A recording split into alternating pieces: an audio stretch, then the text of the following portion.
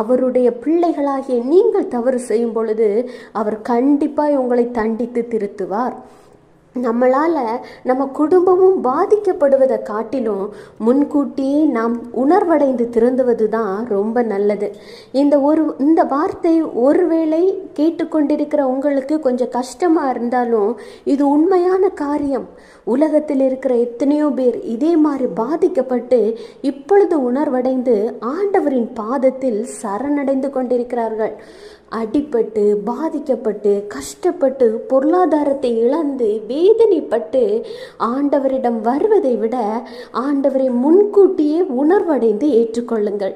உங்களுக்காக இல்லைனாலும் அப்பா அம்மா என்று கூப்பிட்டு கொண்டு ஓடி வருகிற உங்கள் பிள்ளைகளுக்காக மனம் திரும்புங்க.